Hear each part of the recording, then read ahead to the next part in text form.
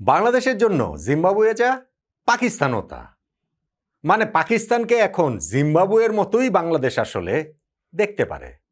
না, না, আমি মজা করছি না, সিরিয়াসলি বলছি। এই যে পাকিস্তানের বিপক্ষে টেস্ট সিরিজটা বাংলাদেশ শুরু করছে, সেই সিরিজে বাংলাদেশ হারতে পারে। সেটা তো আমরা জিম্বাবুয়ের কাছেও হারতে পারি, হারি না? কিন্তু সিরিজ শুরু হওয়ার আগের যে অবস্থা, সেইখানটাতে বাংলাদেশের কাছে এই পাকিস্তানের অবস্থা জিম্বাবুয়ের মতোই। কেন আসলে এইটা বলছি? আমার কথাটা শুনে একমত হতেও পারেন আপনি। দেখেন, পাকিস্তানের বিপক্ষে এই টেস্ট সিরিজটা বাংলাদেশ ফেভারিট হিসেবে শুরু করছে। আমি একটা আগের আলোচনাতে বলছিলাম এবং সর্বশেষ যেই আমরা পাকিস্তানের টেস্ট সিরিজটা খেলেছি, সেইখানে আমরা ২-০ ব্যবধানে জিতে এসেছিলাম। অ্যাওয়েতে বাংলাদেশের টেস্ট জয়টাই হয় কালেভদ্রে। আমাদের ইতিহাসে এর আগে ৬টা মাত্র টেস্ট মনে হয় আমরা শুধুমাত্র অ্যাওয়েতে জিতেছিলাম। সেইখানে পাকিস্তানে গিয়ে ওই ২ সপ্তাহের মধ্যে ২টা টেস্ট আমরা ২০২৪ সালে রাওয়ালপিন্ডিতে জিতে গিয়েছিলাম। ফলে যখন এখন আমরা ঘরের মাটিতে খেলছি, বাংলাদেশ তো একটু আপার হ্যান্ডে থাকবে, থাকাটাই স্বাভাবিক। যদিও সেইটা বছর ২-১ আগের ঘটনা, কিন্তু স্টিল পরের টেস্ট সিরিজ তো এইটাই।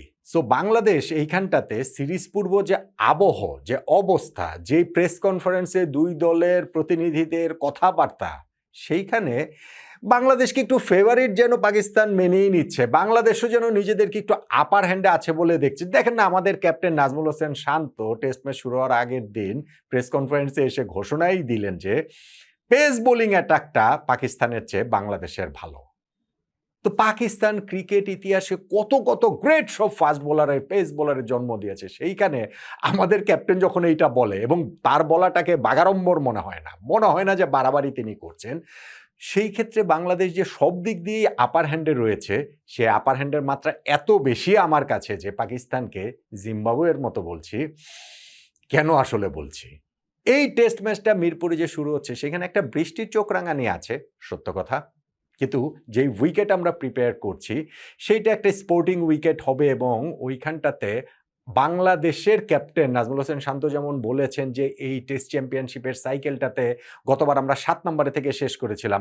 পাকিস্তান ৯ নম্বরে থেকে শেষ করেছিল। এখন তারা বলছে যে এই সাইকেলটাতে তারা ফাইনাল খেলতে চায়। এটা তাদের টার্গেট। আর আমাদের ক্যাপ্টেন শান্ত অত বাড়াবাড়ি করেন নাই। তিনি বলছেন ৪-৫ নম্বরে এই ধারাবাহিক উন্নতিটা রেখে তিনি ওই জায়গাটাতে নিয়ে যেতে চান বাংলাদেশকে এবং বাংলাদেশের পক্ষে এই সিরিজটা থেকে অন্ততপক্ষে ভালো কিছু করা তো সম্ভব। আগের টেস্ট চ্যাম্পিয়নশিপ সাইকেলটাতে আমরা কিন্তু অ্যাওয়েতে বেশি ভালো করেছিলাম হোমের চেয়ে।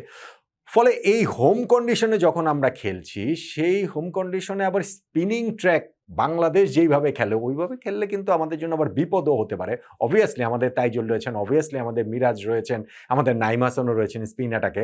কিন্তু পাকিস্তানের ওই নোমান আলী এবং সাজিদ, এই যে ২ জন রয়েছেন স্পিনার, সেই ২ স্পিনারের জন্য বাংলাদেশের ওটা বুমেরাং হতে পারে। আর ওভারঅলি বিদেশেও ভালো করার ক্ষেত্রে তো এই ঘরের মাটিতেও স্পোর্টিং ট্র্যাকে খেলাটা গুরুত্বপূর্ণ। বাংলাদেশ টিম ম্যানেজমেন্ট এখন আসলে ওই দিকেই হাঁটছে। 11টা কেমন হবে সেটা বলি, তারপরে আমি ওই যে পাকিস্তান, জিম্বাবুয়ে ওইটা কেন বলছিলাম। এই ম্যাচের একাদশ নির্বাচনের ক্ষেত্রে আমাদের এক্সাইটিং কিছু বিষয় রয়েছে। ইনফ্যাক্ট যখন আমাদের স্কোয়াডটা ঘোষণা করা হয়েছে সেইটার থেকেই ধরেন তানজিদ হাসান তামিম, যিনি মূলত লিমিটেড ওভারের ক্রিকেটেই এখন পর্যন্ত তার পথ চলাটা, টি-20 এবং ওয়ানডে টিমের ওপেনার হিসেবে নিজেকে এস্টাবলিশ করেছেন।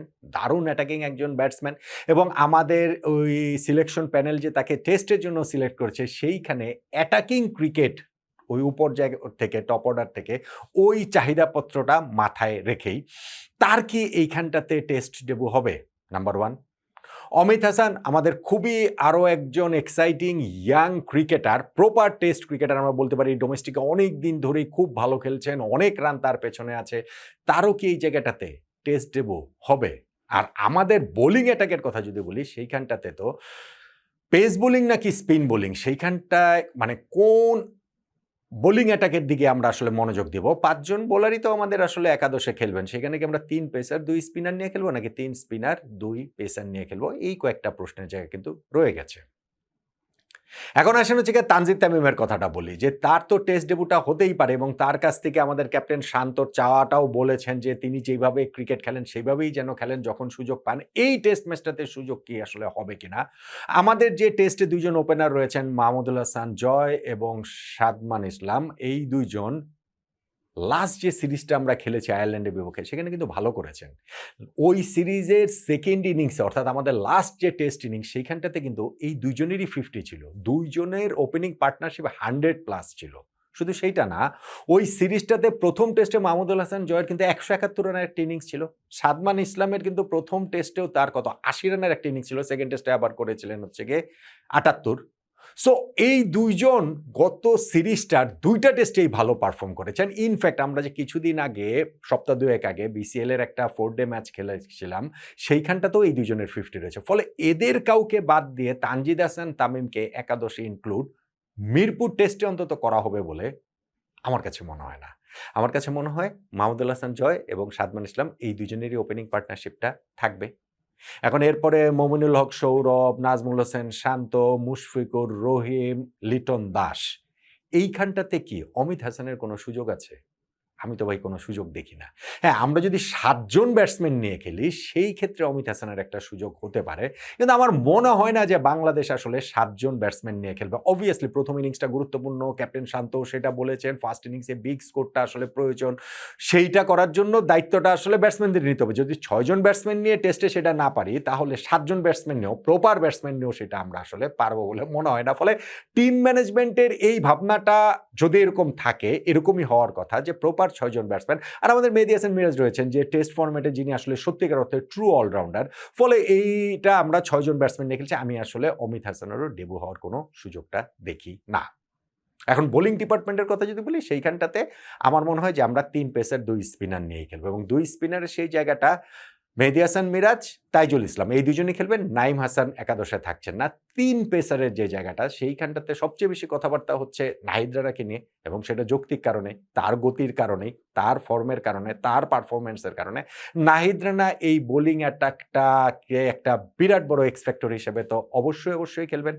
তাসকিন আহমেদ অনেকদিন ধরে টেস্ট খেলেন না, অনেকদিন পর তাকে টেস্ট দলে নিয়ে আসা হয়েছে এবং ২টা টেস্ট খেলতে না পারলেও এই প্রথম টেস্টের একাদশটাতে তিনি থাকবেন বলেই মনে হয়। আর থার্ড যিনি পেসার সেই জায়গাটাতে শরীফুল ইসলাম নাকি এবাদত হোসেন, এইটা একটা কোয়েশ্চেন মার্ক থাকতে পারে। টেস্টের হিসাব করলে হয়তো বা এবাদত একটু এগিয়ে থাকবেন, কিন্তু হোয়াইট বল ক্রিকেট আবার এত ভালো ফরম্যাটে শরীফুল রয়েছেন এবং একই সঙ্গে তিনি তো আবার বাঁহাতিও, এইটাও হচ্ছে গিয়ে তার ফেভার একটু যেতে পারে।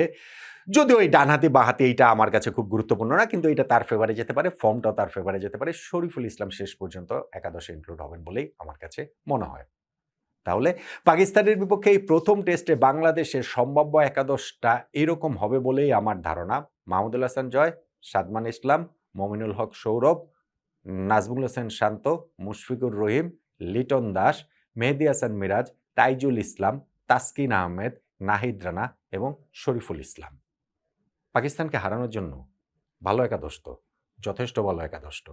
আর আমি যে শুরুতে বলেছিলাম যে পাকিস্তান আমাদের জন্য এখন জিম্বাবুয়ের মতো, সেটা কেন বলছি ভাই?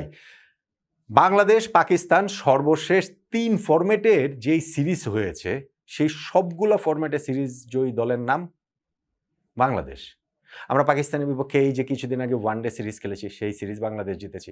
গত বছর সর্বশেষ যে আমরা টি-20 সিরিজ খেলেছি সেই সিরিজের বিজয়ী দল বাংলাদেশ এবং সর্বশেষ যে আমরা টেস্ট সিরিজ খেলেছি পাকিস্তানে গিয়ে ২০২৪ সালে সেই সিরিজেরও বিজয়ী দলের নাম বাংলাদেশ। এখন আপনি আমাকে বলেন বাংলাদেশের জন্য জিম্বাবুয়ে ছাড়া আর কোন দল আছে যেই দলের বিপক্ষে আমরা সর্বশেষ ৩টা সিরিজেই ৩ ফরম্যাটেই টেস্ট, ওয়ানডে, টি-20 ৩ ফরম্যাটেই বিজয়ী দলের নাম বাংলাদেশ। আমি পাকিস্তানকে ছোট করছি না, খাটো করছি না। পাকিস্তান তো ফ্যান্টাস্টিক ক্রিকেট প্লেয়িং নেশন। তারা এই সিরিজটাতেও বাংলাদেশকে হারাতে পারে, সেটা তো হারাতেই পারে। কিন্তু এইরকম একটা অবস্থায় থেকে যখন টেস্ট, ওয়ানডে, টি-20 সর্বশেষ ৩টা সিরিজেই পাকিস্তানের বিপক্ষে বিজয়ী দলের নাম বাংলাদেশ, তখন তো পাকিস্তানকে আমরা একটু জিম্বাবুয়ের মতো দেখতেই পারি। আমি পজিটিভ ওয়েতে বলছি, বাংলাদেশ টিমের আত্মবিশ্বাসের জায়গাটা থেকে বলছি। ফলে এই টেস্ট সিরিজটাতে বাংলাদেশের জয় ছাড়া অন্য কোনো উপায় আসলে আছে বলে আমার মনে হয় না। জিম্বাবুয়ের কাছে তো আমরা হারি যে না তা তো আর না, কিন্তু যখনই আমরা খেলি আমাদের ওরকম একটা আত্মবিশ্বাসের জায়গা থাকে না যে জিম্বাবুয়ের সঙ্গে আমাদের জিততেই হবে, জেতা ছাড়া আর কোনো এখানে অপশন নাই। পাকিস্তানের বিপক্ষে এই টেস্ট সিরিজটাও বাংলাদেশের মনে হয় ঠিক ওই রকমই, জিম্বাবুয়ের মতোই। এই সিরিজটাও আমাদের জিততেই হবে, অন্য কোনো অপশন আসলে আমাদের নাই। আপনার কি মনে হয় আছে অন্য কোনো অপশন?